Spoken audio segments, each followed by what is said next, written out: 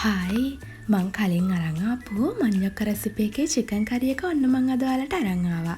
එන්න අපි බලමු කොහොමද මේක හදාගන්නේ කියලා. මුලින්ම මම භාජනයක් ලිපේ තියාගෙන ඒකට දාගන්නවා මිරිස් කුඩු තේ හැඳි 4ක්. දැන් ඒක කළු කරගන්නේ නැතුව මෙන්න මේ ගානට බෙද ගන්නවා.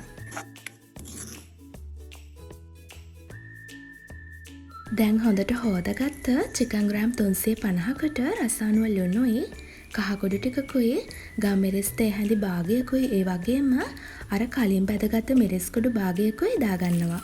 දාලා චිකන් එක හොඳට කලවම් කරගන්නවා.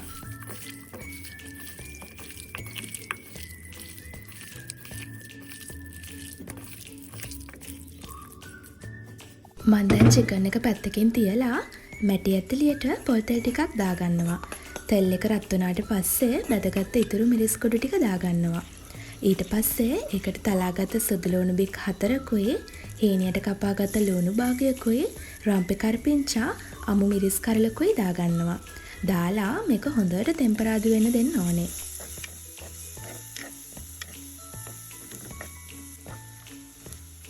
ටෙම්පරාදු වුණාට පස්සේ මම මේකට දාගන්නවා චිකන් ටික.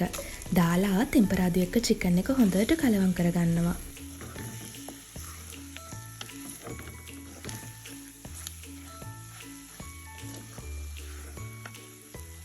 දැන් චිකන් එක වැහෙන ගානට ටිකක් අඩුවෙන් වතුර දාගන්නවා. දාලා අන්තිමටම කපාගත්ත තක්කාලි භාගයකුත් දාගෙන පියන වහලා උයාගන්න තමයි තියෙන්නේ.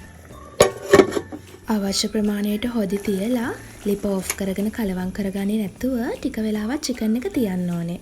එතකොට තමයි මෙන්න මේ වගේ ලස්සනට චිකන් එක එන්නේ. ඇත්තටම මේක මාරම රස චිකන් කරි එකක්.